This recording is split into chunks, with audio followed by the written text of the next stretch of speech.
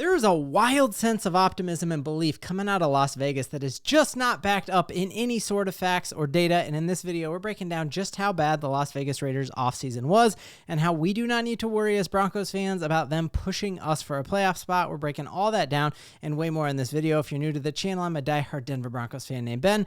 Helps me in the YouTube algorithm out a ton if you would like and subscribe. So before you start thinking I'm just cherry picking things, one of my absolute favorite things to do is go look at Reddit forums from actual teams and fans, and like, what do they actually say? Like, if you're studying ball and you're not just like, oh, Ashton Genty is awesome, like, what do they actually think? And right after free agency, you just saw the Las Vegas Raiders getting shredded to pieces in Reddit forums because they came into the offseason with $92.5 million, one of the biggest amounts of cap room that they could throw around. And again, most common NFL fans would not even be able to tell you a name of a person that they got outside of Geno Smith, and we're going to break him down in a little bit.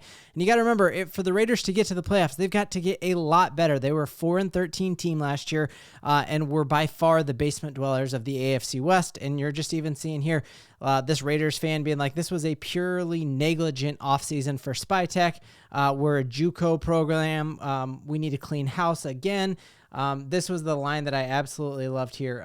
It's not just underwhelming, it's downright infuriating. So let's look at just what they did wrong with that $92 million and how bad that is. So the thing to take note of before we even dive in is, remember, the Vegas Raiders last year were the 7th worst defense in all of pro football.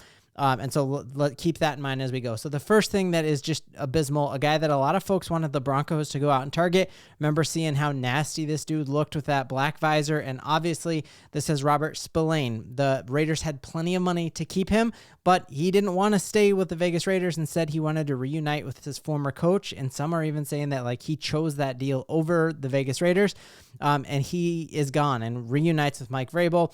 Vrabel said that, like, hey, he has everything that is old school Patriots way. He had the captain sticker on his helmet for the last 2 years in Vegas Raiders. So you're losing out on your captain, who kind of took a hometown discount with another team to get away from you.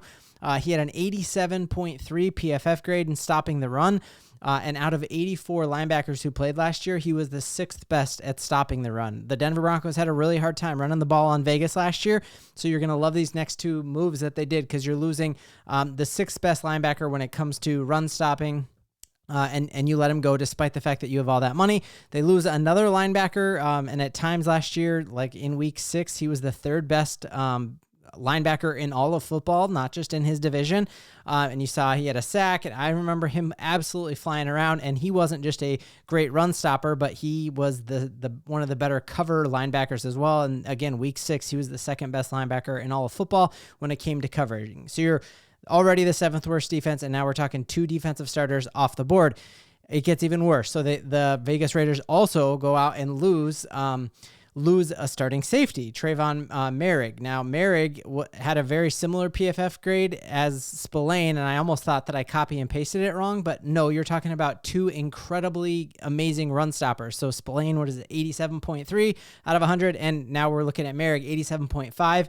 He was a 64 rank in the slot, so he was a decent slot cover as well as a safety, which that's hard to do, and very sure, like not an injury-prone player whatsoever. In 66 games, he played in 64 of them, and you're just looking here, PFF, this ranking here said that he's only 25 and would have been one of the best run-stopping safeties in all of football this year. And then here's the line that's amazing. As the PFF guys are urging the Raiders to keep him, they're like, hey, we know that outside of Max Crosby, the Raiders didn't have much defensive talent, but the one guy they had was Merig. Well, guess what? Merig left and is now a Carolina Panther. And it gets worse. They lost their best cornerback as well in Nate Hobbs, who signed immediately with the Green Bay Packers. In Nate Hobbs' rookie year, he actually had a higher PFF score than Patrick Surtain, and Raiders fans love to rub that in our face. And last year, quarterbacks only completed 42% of throws in which he was targeted, which would have been the 6th best amongst corners last year, who started at least 7 games. So like Nate Hobbs is absolutely legit, and my friend who's a Green Bay Packers fan is losing his mind that they got Nate Hobbs. So the 7th worst defense in football lost 4 starters, and then lost a guy that I think a lot of people in Vegas still had high hopes on. I know my friend Graft Raider loved Jack. And you know, at some points, like when he could get out of his own head, was just a absolute monster and incredible corner, and they cut him as well. So you're looking at 5 guys last year who played meaningful snaps for this team on defense are gone. And I think that is where you're like, yes, you can hype yourself up about Brock Bowers and what a great year he had or how good Genty's going to be. But your defense, we know that's what gets you into the playoffs. We know the defense, you got to play against Mahomes and Justin Herbert and Bo Nix. And your defense just lost 5 guys who played last year, and you already were bad. And we'll talk about the replacement. So who did they bring in there with that $92 million, which they should have been able to bring in a ton of guys? There were talks that they actually were trying to get Dre Greenlaw, and Dre Greenlaw chose the Denver Broncos over both the 49ers and the Vegas Raiders. So they went out and got, they're like, hey, we need to get Geno some help, and we really are struggling on the offensive line. And they got this guy, Alex Kappa, who played for the Cincinnati Bengals, and they gave him the absolute bag. He's getting paid a ton of money as a guard. And if you take a look at it, he was 64th, the 64th best guard in football. And that's like what they're hanging their hat on. Like, hey, we got a guy who like wins his, gets beat on 15% of block, times pass blocking, and he gets beat on 35% of his, run blocking. So not a great thing there to hang your hat on that.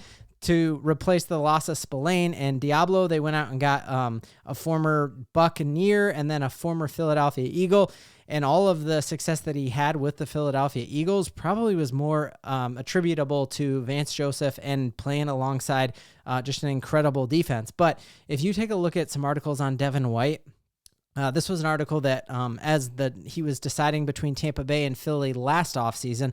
This was written by one of the beat reporters for the Philadelphia Eagles, and they said, Devin White, who missed plenty of tackles and gives up big plays as often as he makes them, he was benched for the first time in his career this year, and according to Tampa Bay Insider, he rubbed coaches and teammates the wrong way, and it goes on and just kind of talks about a lot of attitude issues that he had. And his PFF grade his last year there with the Tampa Bay Buccaneers dropped down to a 36.2. So you go from a Robert Spillane, who's a 87.3, to a Devin White, who at times in his career has been down at a 36, and then last year was really had a lot covered over for. We saw that, like, obviously, we saw in that Super Bowl that the Eagles were able to rush 4 passers and get in the backfield all day, which means the linebackers in Philly had one job. And so, yes, he could do that well. He's going to have to do way more in Vegas Raiders than he did there obviously, than he did in Philadelphia. So I think that's a good thing. We're hearing more and more news that Christian Wilkins, who I think is one of the best defensive tackles in football, his recovery is going to be much slower than we thought. Pete Carroll said that said he's got a long road yet ahead of him, and so all the reports about him being back by August seem very, very unlikely at this point. And with him gone there, like, you're talking on one of the worst defensive lines in football outside of Max Crosby. So you chip and you double and you triple team Max Crosby, and you kind of have that Raiders defense kind of figured out, because we saw they lost their best guys who were there at stopping the run. Other big thing that, like, they're kind of hanging their hat at and being really, really excited about is they think we got a once-in-a-generation running back in Ashton Jeanty. So first off, that's not a proven fact yet. He played at Boise State in the Mountain West on blue turf, and the guys who are trying to tackle him are now like used car salesmen in Boise, Idaho. We don't know what he's going to look like in the NFL, and he probably shouldn't be crowning himself already as the next Saquon Barkley. So that's the first thing. The second thing is, because the Raiders drafted him so high, your pay in the NFL depends on where you're drafted. So there are different slots, like first-round guys make about this much in the first 5 picks, and the next 5 make about this much. And so just in the fact that he was drafted so highly, he is already the second highest paid running back in the entire NFL before he even takes a snap. He just signed a $32 million deal. Last year, the average running back in the NFL only made $1.8 million. That is how you build a smart team. You use as little of the salary cap as possible on your running backs, and very few examples that are outside of that. Like, we saw what has happened with the 49ers falling off of their trajectory was probably because they overpaid for a running back. It's why the Tennessee Titans let Henry go. And so I've read just a ton of articles just talking about how it is not smart whatsoever to draft a running back early, even if he's Ashton Genty. Like, we just saw all the holes the Raiders had. They would have been way smarter to trade back and get Jahdae Barron themselves, and then get the best second-round running back possible, because Instead, what they did is that they put all of their eggs in the Ashton Jeanty basket, and then they doubled down again. And in their second round, they drafted another wide receiver. And I agree they need a wide receiver after letting Devontae Adams go for nothing. But you were talking about a horrible defense, and you doubled down on your offense. I do not think that is a smart move. I know they're probably counting on Pete Carroll getting more out of this team than AP did, but man, I just do not see that there whatsoever. And so the Raiders are hanging their hat on. They have 2 generational players in Ashton Genty and Brock Bowers. But to me, that is like saying you got a free meal at Shanahans, like all you can eat at Shanahans, and you're bragging about the fact that you got the best tater tots and the best mozzarella sticks. No, you go to Shanahans for steak, right? Like that is what they are known for. And steak is the foundation of the meal at a steakhouse. And in the NFL, the foundation of an offense is your quarterback. And I just don't think Geno Smith is that for them. Very rarely in NFL history do you let a player walk for a 3rd-round draft pick like the Seattle Seahawks did, and he ends up being good. Like we even look... The reason that the Colts moved on from Peyton Manning was they thought he would never be physically okay again. I think the fact that they moved on from him for a 3rd-round draft pick shows you all you need to know that Geno Smith is not him.